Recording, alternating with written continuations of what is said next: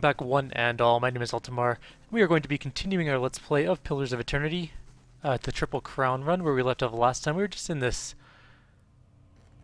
tower area in the Heritage Hill District, and we also killed a Banshee. We found a note from Altem, actually, saying that he was hoping to be done his research soon, and he hoped everything was going well with his mum, but unfortunately he is dead and the message never got off. So here's another letter.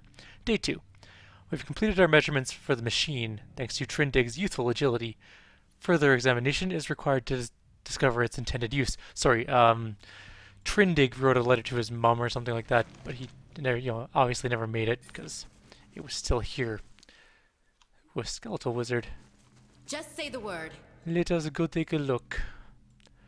There are a whole bunch of undead in here. Some skeletal rogues and fighters and wizards, a couple wizards.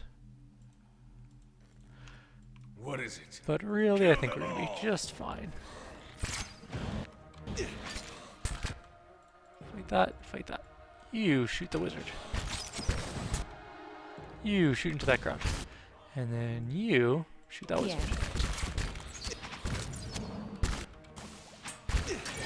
Spot on.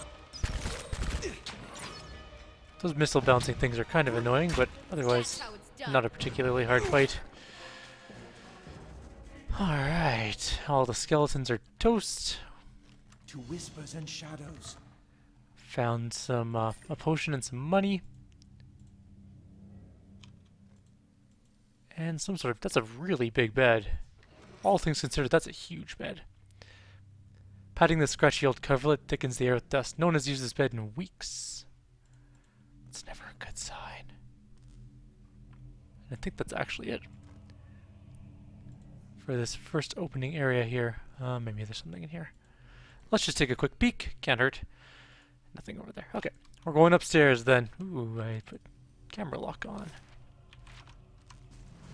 Alright, so the machine says, essence shimmers and pulsates within the strange device. Essence.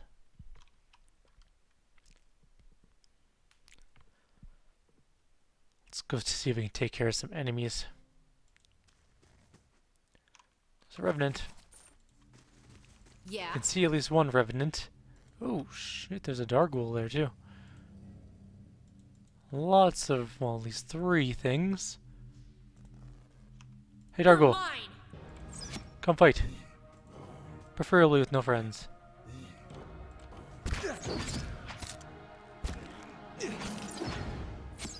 No, it doesn't matter if his friends come along, he's pretty much dead.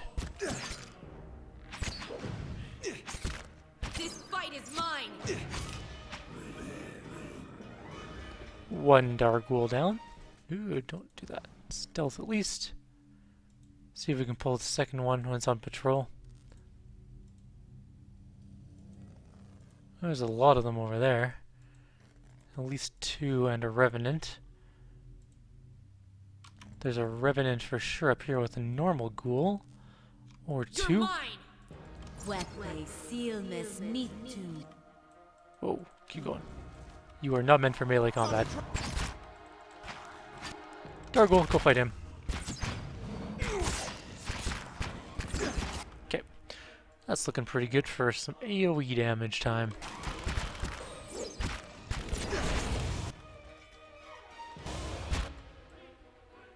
And you shoot at the revenant. Just say the word. And then shoot that revenant. Actually, shoot at that revenant.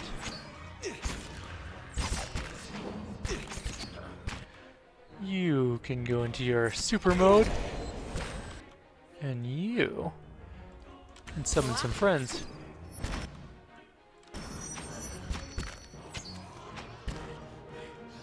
Spot on.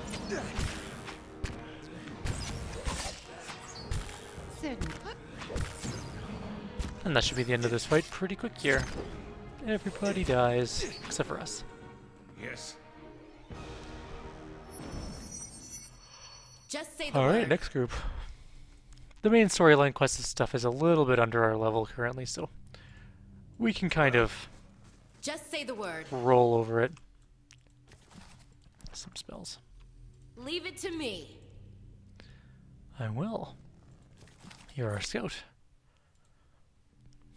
Not leaving it to you would be very silly. Alright, so we're going to figure out what's left in this room. Probably not a whole lot of enemies. This is a page from Eltim's journal, day 11. Finally got out of the tower to clear our heads. Beasts take the patrons. We'll finish the study on our own terms, our own time. Just as I said as much to Trindig, the sky came to life with stray lightning. I said it's a good omen, but the poor lad spooked. The only cure for that is a good night's sleep. Alright. Oops, we should probably pick up that stuff. There's definitely the Revenant and 2 ghouls. 2 Revenants and whatever. Yes. Nothing significant anyways, let's just go kill it. Bring them down. Hey guys. The Dark Ghouls are the only annoying part of this. That's only because they have a lot of life. Spot on.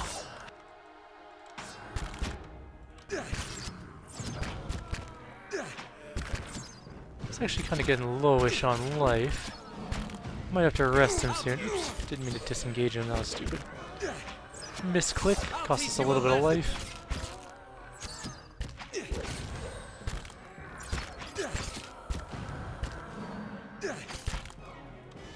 Bring them. Wonder what our wand is at now, in terms of damage for its upgrade. Spot on. We should take a look. Let's take a look. So our scepter I should say, is at 1175, or 23 days damage, which is not a whole lot. And this says, patrons grew impatient with the lack of quantifiable results. They should drag themselves out of their mansions and spend a few nights here if they think it's so easy. So there's a little bit of a quarrel going on. Well? Silence surrounds me. And a letter from Cantha. Eltim, I did indeed receive your recent summons, as well as the 2 that came before it. I've been waiting for you to present yourself on my doorstep so that I could give you my answer in person, a firm and unwavering no. I won't help you. In fact, I relish the idea of you and your team of glorified engineers sitting in that tower, sweating over the ruins I've studied for years. Nothing gives me greater pleasure than knowing that my research, which you had long disparaged, is the missing piece in your mundane little puzzle. As you well know, it's knowledge I've always valued. I'm just around the corner. I encourage you to find me should you wish to rehash this conversation in person.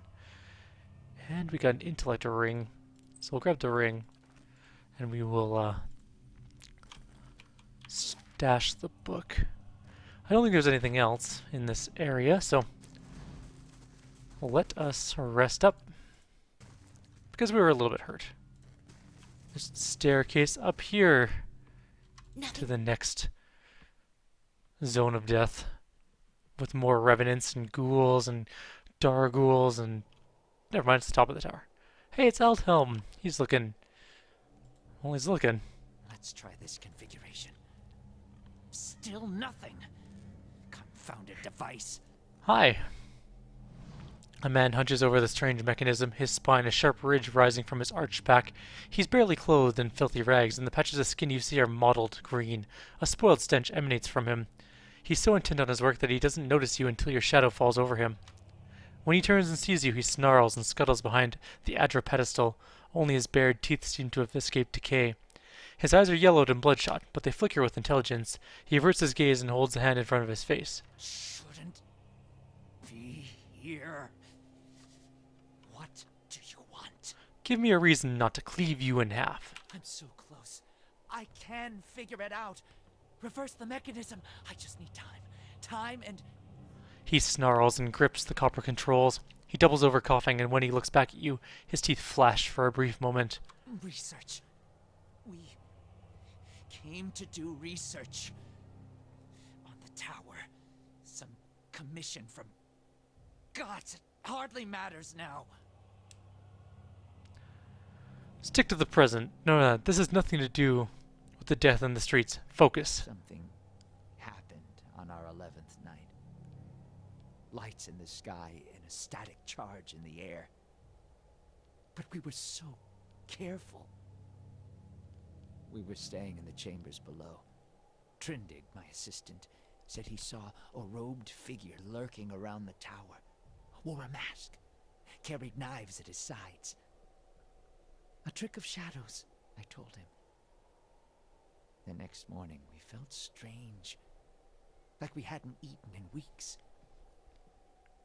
So dazed that we didn't at first notice the blood around our beds, the strange wounds that had appeared overnight. Gonna turn up the game volume just a teensy bit. I think it's a little bit quiet for you guys. That should be better. And the machine, this cursed spire, dormant for 2,000 years, lifeless through hundreds of our experiments, and we wake that morning to find it spinning on its own. On its own! How can we stop what we couldn't start? Years I've been doing this. Years. I know how these things work, but I don't know how this happened. Nowhere to go. That's the problem. Their souls are trapped here like flies in a jar, clinging to rotting meat. He turns to you in a sudden burst of passion, gazes at the forsaken district below the tower. He gestures at the streets.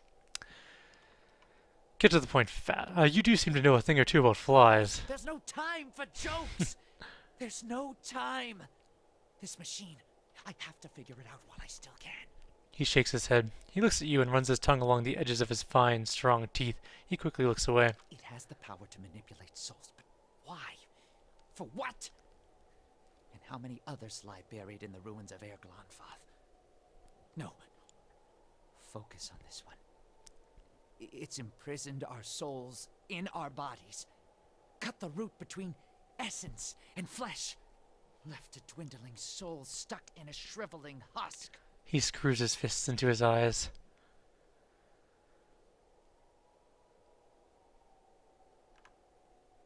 There was a stranger in the tower the night this happened? I didn't see him. My assistant, he saw him. We laughed. Said he was spooked by the cemetery. Perhaps it was already too late. I don't know what he did. But by morning the machine was on and we were slain. People were already on the streets, complaining of neighbors and family members acting strangely. He hesitates, his lips working soundlessly as if he can't remember or can't say his name. You're not like the ghouls in the streets. Not yet. But I will be. My body is dead. My soul, imprisoned in this corpse, only makes it seem otherwise. And as the body decays, so does the mind. Until nothing is left but the hunger. The only way to forestall the process is through a regular infusion of essence. Living flesh is the only ready supply. Something gurgles in Eltim's throat, and he grimaces. He heaves and retches, eyeing us strangely. I'm not proud of any of it. Hunting men and women in the early days of the affliction. Picking off soldiers that came to investigate. But I'd do it again.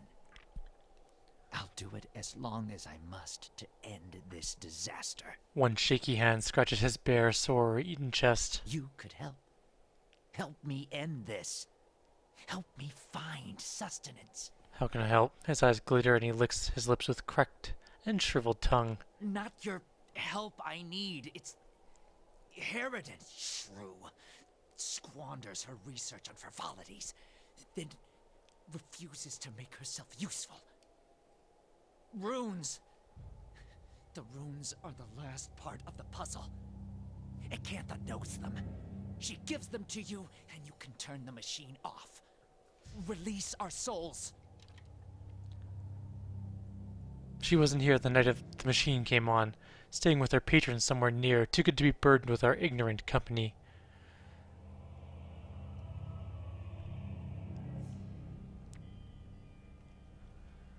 Alright, I'll go help with that. Yes. Cantha. She was here. In the district. Probably here still. Always prepared. Clever lady, that one. And perhaps you'll bring me something. Something to keep me sharp. Then I show you a secret about the machine. Something to make you I like the sound of that. I'm good with that. Hmm? Alright, everybody. We're leaving. The very bottom. Thank you. It's good that they give us the option to just go straight to the very, very bottom rather than floor by floor. I'm not gonna lie, I probably wouldn't sleep in this tower. It is super creepy. Unless I had like a whole research team.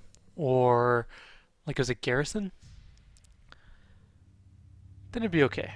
Because then at least there's a lot of people around and it's sort of, you know, still a bit sketchy, but not nearly as bad. Let's go find our dear friend Cantha again. We met her earlier, as you may recall. She was chilling at her house.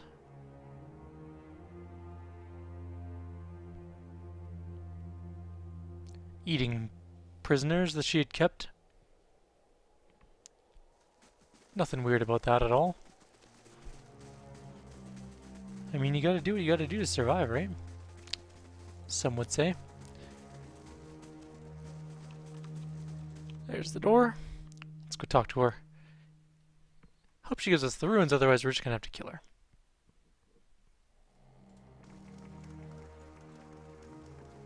You return. What if you come seeking this time? I need the words that operate the Engwithan machine in the tower. That fool Aldhelm. He sent you, didn't he? I can hardly believe he's had the cleverness to survive. That simpleton thinks he can understand how to use something without understanding what it is, or why it is. She laughs, a noise that blends the crunch of dry leaves with something piercing and white-hot. You feel a hot core of pride smoldering at the center of her soul. He dabbles with ancient and powerful devices, with all the finesse of a blacksmith. Blacksmiths have He finesse. sends you here to petition me for aid after years of disparaging my research. I'll bet he didn't even tell you the tower's name, did he? That's his problem. Always looking for solutions without caring for meaning. She shakes her head as she pokes the fire with renewed ferocity. Tell me the tower's name. Ter Nuneth. It's called Ter Nuneth. They built the machine atop it to contain souls, hold them in place. But the others I've seen, machines scattered all over the Deerwood, are relays, built to move souls. Okay. Where would they move souls? Another mystery. Hypothetically, anywhere they wished. The real question, as always, is why? To intermix them the way a player shuffles his deck, the way a farmer rotates his fields? To collect them, like butterflies under glass? To melt them down for raw essence? Unfortunately, I don't know. I missed her little actions in the last one. Cantha closes her eyes. Her voice is suddenly soothing. She stands and turns to you, wiping parchment dry hands on her clothing. How do you operate the machine atop Tir Nuneth? Back to these tinkers' concerns. And what would you do with these tethered souls if I told you? She crosses her arms over her unmoving chest. I would harvest them for essence. And so give their existence purpose. But what kind, I wonder? I could help you, but I won't. The pride lodged in her soul flares up, twisting into the shape of something that writhes and squeals within her. Here I have specimens aplenty, and time enough to observe them all. It is every scientist's dream. My answer is no. I'm going to extinguish her pride. The vampire doesn't seem to notice as you wrap your mind around the squalling, burning mass. However, it sears your very bones. You jump back, crying in pain. I won't abandon this opportunity. These souls will remain here with me, and I'll accomplish more than any animancer in the history of the field. And who will know about it? The pride thing flickers as the flames around it abate. All I've learned, years of studying the Engwithan language. No one understands it better than me. That counts for something. Your opportunities here are finite. One day that knowledge will die with you. The pride hisses and sputters. It's little more than an ember now. You're wrong. But there's no conviction in her voice. I'll build it forever. I'll cling to it. That will give me something. Teach me what you know, and I'll make sure it grows and your legacy lives on. Your words finally quench her pride, and all that remains is a blackened diamond-hard rock. You cast it aside where it melts into the darkness. So be it. My studies and efforts shall grow through yours. Thank you. Her voice is calm and quiet. These are the words you need. Her cold, dry fingertips rest on your temples, and you feel her reaching into your mind, forming images from the darkness. Runes flash through your head, but they're no longer just pictures. They have meaning, and you understand them. They are commands. Something triggers in your mind, a distant memory unearthed from a past life long since buried. You can see a vast array of runes, far more than Cantha has ever shown you, and you know their sound and their meaning and how they fit together. The language of Engwith once more at your command. Something has awakened in your mind. You understand far more than I ever did. Take this knowledge then, and do what you will with Ter Nuneth. Now that you understand its purpose, it will serve you in whatever way you wish. She retreats from us. Certainly. Explain how they work. Harnessing the power of Ter Nuneth is about understanding what it was designed to do. You know the words and their meaning as you can speak them, and the tower shall obey. And what do I do with the tower? Turn it off, I expect. That will be easy now that you can read the runes. The vessels would still roam, but striking them down would return their essence to the cycle. But be careful. That machine controls hundreds of souls, and that volume of essence could easily overload it. Improperly channeling the essence would destroy the machine along with the souls. It would be a terrible loss for posterity. Okay. You said that there were other towers around the Deerwood that were constructed to move souls. Why would the Engwithans... Oh, we already asked her that. That's it, really. That's all we really wanted to know. Thank you for your time and patience.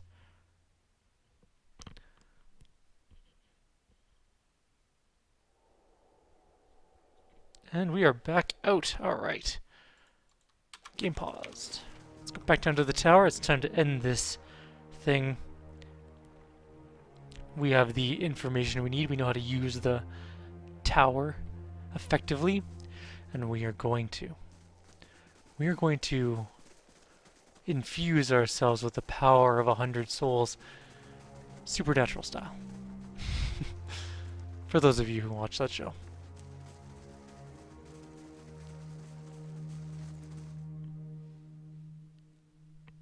What's our time looking like? So after we do this remainder of this tower, we'll probably call it a video.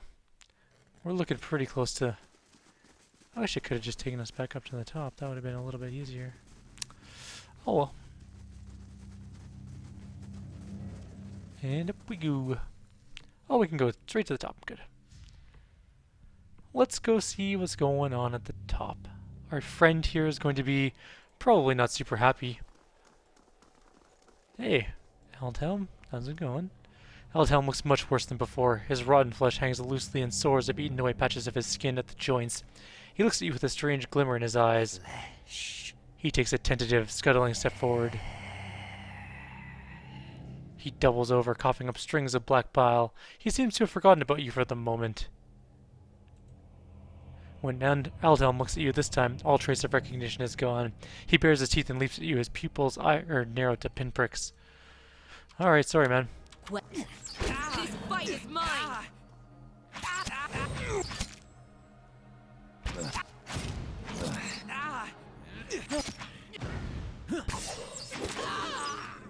Goodbye, Eltimar. Hey, you had some vessel flesh on you? There's a journal. Oh, it's just all about how what's her name was helpful. A jagged adder-pillar rises in front of you, encased in stonework and run through with copper veins. The panel is uncovered with runes which you can now understand. You recognize the words for end and for hold. The dial is currently fixed on hold. You also recognize by an inscription that the manner in which you turn the dial is a means of throttling the device. Should we blow it up? I guess we could blow it up. Maximize the machine's throttle in hopes of overloading the device. Muttering a command, you give the dial a violent twist. The moving spires spin faster and faster, wobbling from their axes. The light filling the machine quickly becomes too bright to behold.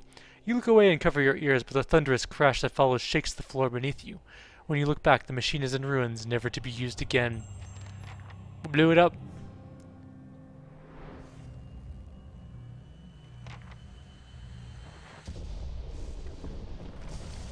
I'm glad none of that shrapnel hit my people. That would have been very bad. We would have died, possibly. Or at the very least been quite seriously hurt. Alright. Well, I guess we blew it up. It's all blown up. Let's go to the bottom. We don't really need to, there's nothing else to do here. We blew up the tower, we saved the district. Let's go talk to the guards, and then we'll call it a video. Hey, there's a corpsey here. I will take that. It's worth some money. Worth a couple copper anyways. Alright, so talk to the guards and then we'll end the video here.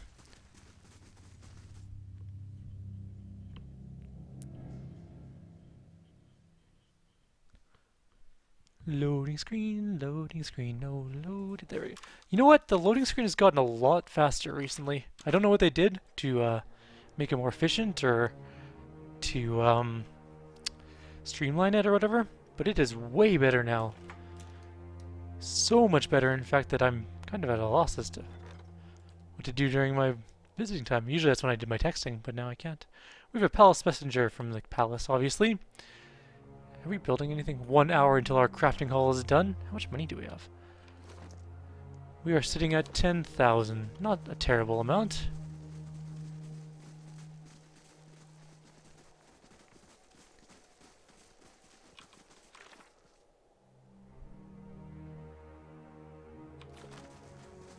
Welcome.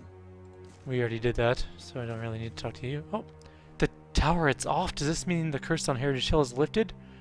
It wasn't a curse, but yeah, the district is safe again. I think it'll be some time before anyone will be willing to settle in the district again, but at least we can get started on restoring it. Dude, I'd go live there. Do you know how awesome market price would be there right now? Everyone would want to get rid of their houses there. We're going to end the video here. So, like always, if you guys have any suggestions or comments, please leave them below. Otherwise, I'll see you guys next time.